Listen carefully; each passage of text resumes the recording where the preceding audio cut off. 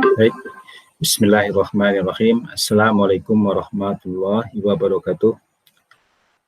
Baik, rekan-rekan semua, pada kesempatan ini saya akan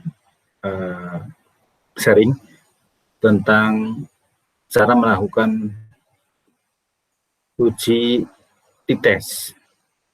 Ya, rekan-rekan semua yang berbahagia, di bagian keempat modul praktikum itu tertera ada uji parametrik dan uji non-parametrik.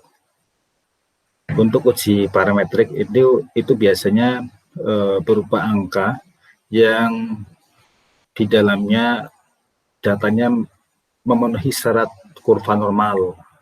Contoh ujinya adalah kalau untuk uji parametrik, contohnya uji t-test, itu merupakan salah satu contoh uji parametrik. Kemudian ANOVA, ya pokoknya yang datanya itu menunjukkan kurva normal atau berupa angka semua. Jadi tidak ada data kategori di sini untuk uji parametrik. Jadi berupa angka, misalnya berat badan, hemoglobin, suhu, itu parametrik. Sedangkan uji yang kedua, non parametrik, itu contohnya yang berupa kategori. Nah, untuk contoh ujinya adalah misalnya uji Wilcoxon, Mann-Whitney, Spearman. Nah, contoh datanya misalnya tingkat pengetahuan, ya, kemudian tingkat kecemasan, ya, yang rendah, sedang, tinggi, pokoknya yang berupa kategori seperti itu masuk ke uji non parametrik. Nah, di bagian keempat itu sebetulnya ada beberapa praktikum yang harus dilalui. Saya hanya mencontohkan satu contoh yang di awal saja, yaitu tentang uji independent test. Ya, jadi ada uji dependent test dan ada uji independent test. Yang membedakan adalah misalnya, ya, rekan-rekan semua akan melakukan penelitian tentang misalnya pengaruh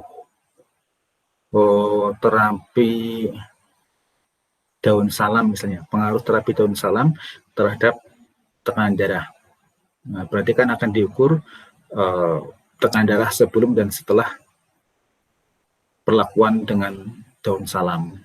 Tekanan darah yang diukur sebelum dan setelah itu namanya T-dependent, ya. Jadi ya, antara pre dan post itu namanya dependent. Nah, sedangkan contoh yang kedua itu adalah uji tes independent. Ya, nanti akan kita contohkan adalah di sini akan membandingkan antara diet A dan diet B terhadap perubahan hemoglobin. Nah, kenapa dikatakan independen? Karena ini kelompoknya berbeda. Kalau yang tadi yang tekanan darah kan kelompoknya satu kelompok. Makanya pre dan post mengukur satu kelompok, itu namanya dependent. Nah, sedangkan kalau kelompok yang berbeda, ya karena tadi diet kelompok A, diet B kelompok B, diukur hemoglobinnya, maka dikatakan uji tes yang independen. Baik, saya akan share screen.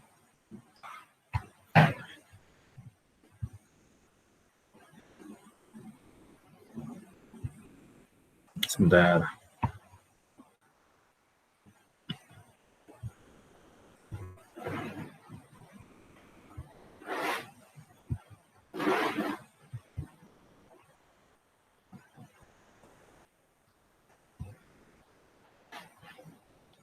Ya, semoga sudah terlihat di layar rekan-rekan semua. Jadi di dalam modul atau bagian 4 modul praktikum itu sudah tertera langkah-langkahnya. Saya akan menyampaikan langkah-langkah yang sudah saya lakukan sesuai dengan modul praktikum tersebut. Yang pertama kan kita membuka variable view ini, variable view. Setelah dibuka dulu sheet SPSS-nya dulu.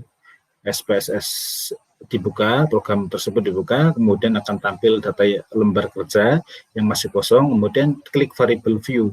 Variable view-nya ini diklik, kemudian nanti untuk kolom name, baris pertama diketik diet ini, ya, kemudian tipenya dipilih numerik, ini biarkan saja.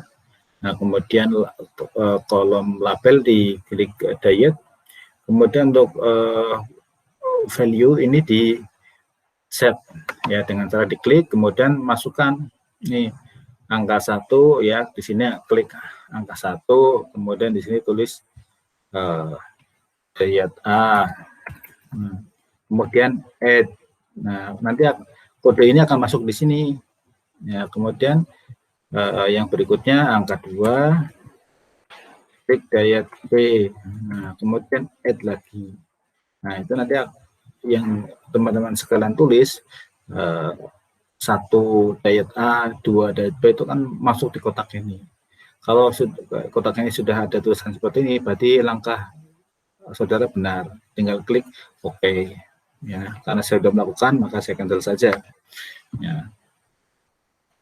Kemudian baris yang kedua, kita tulis di kolom name itu adalah hemoglobin, pilih type-nya adalah numerik, kemudian labelnya adalah level hemoglobin dalam satuan gram GM persen, ya seperti ini.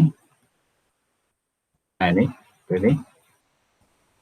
Kemudian value-nya tidak usah setting karena memang kita tidak membedakan antar kelompok karena hanya satu kelompok saja. Maksud saya semua satuannya sama itu. Jadi makanya tidak usah setting value-nya.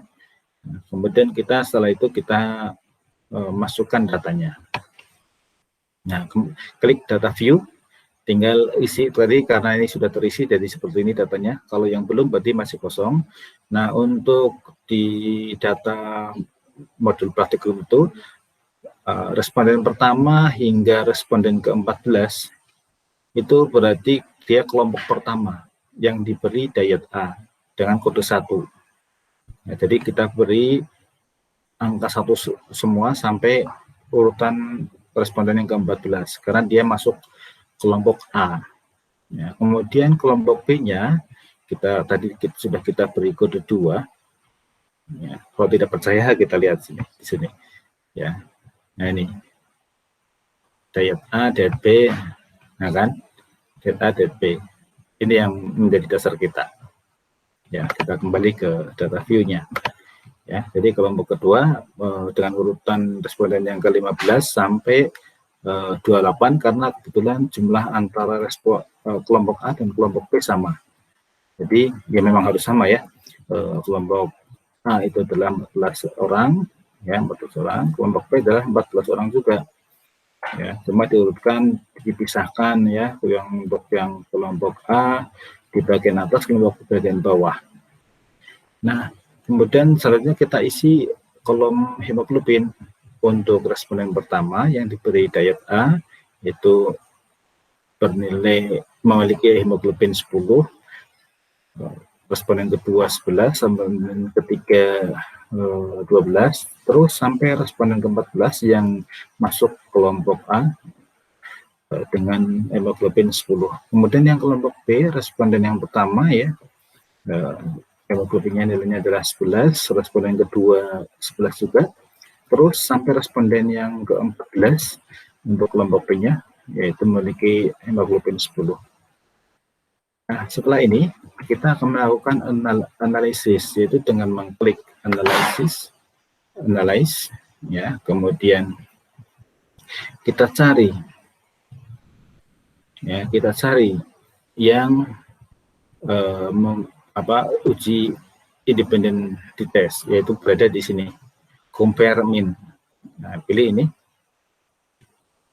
Pilih independent sample test karena data kita data 2 kelompok dengan tidak ada prepostnya, maka kita pilih ini. Nah, Anda akan muncul seperti ini.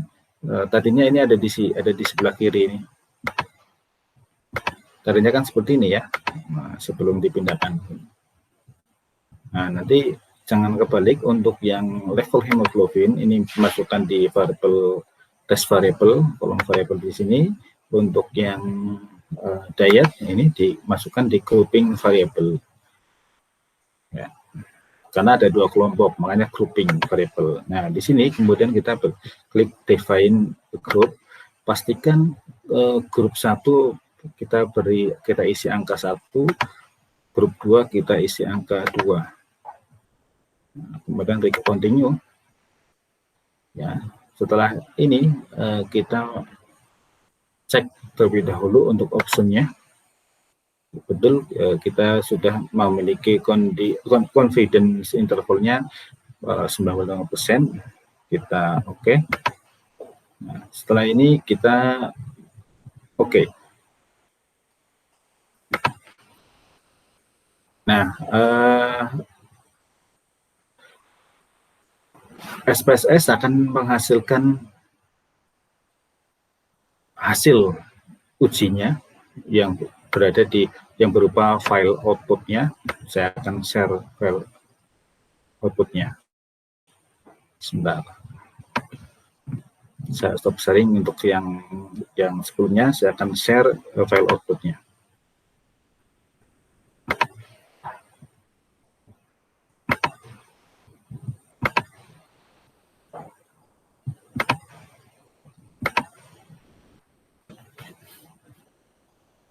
Nah, ini untuk file outputnya.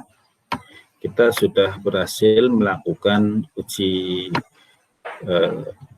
tes independen. Ya, terlihat ya. Nih, jadi kita tadi sudah melakukan tes dengan dua kelompok. Untuk kelompok A diet A, kelompok B diet B yang diukur kadar hemoglobinnya. Kita tadi sudah memasukkan ada 28 responden dengan rincian 14 responden yang mendapatkan diet A dan 14 responden yang mendapatkan diet B.